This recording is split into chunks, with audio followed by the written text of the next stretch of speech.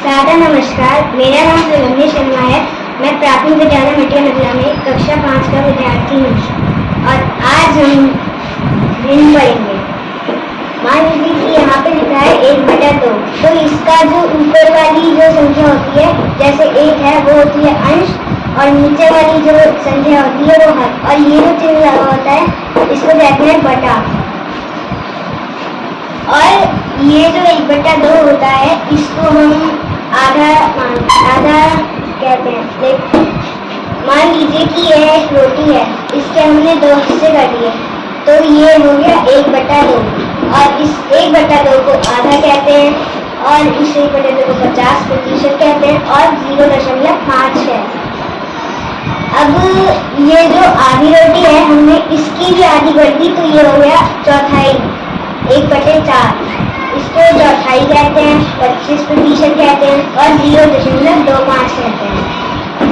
अब ये जो एक चौथाई है इसकी भी आधी कर दी, तो ये हो गया 1/8।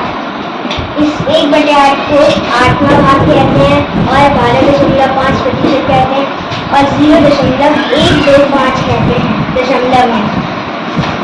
आइए अब हम प्रोजेक्टर के माध्यम से सीखते हैं। अब ध्यान रखने योग्य बिंदु लगा दीजिए।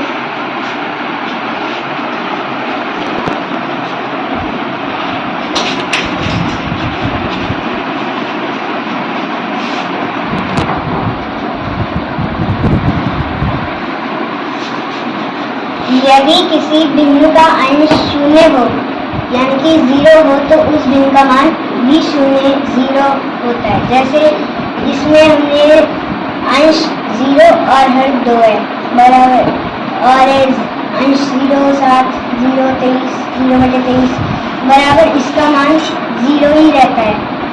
किसी भी बिंदु का हर 0 नहीं हो सकता। किसी भी अंश तथा हर में किसी समान अशून्य संख्या से गुणा या भाग करने का पर बिंदु का मान अपरिवर्तित हो रहता है, अर्थात बिंदु का मान नहीं बदलता है। जैसे ये 2/3 है, इसको हमने 2 गुणा 2/3 गुणा 2 कर दिया। ऐसे ही यदि किसी बिंदु का अंश 0 यानी कि 0 हो तो उस बिंदु का मान भी 0 होता है। जैसे 0/2, 0/7, 0/23 बराबर 0। किसी भी बिंदु का हर 0 नहीं हो सकता, क्योंकि अगर किसी भी बिंदु का हर 0 होगा तो वहाँ पे अनंत हो जाएगा।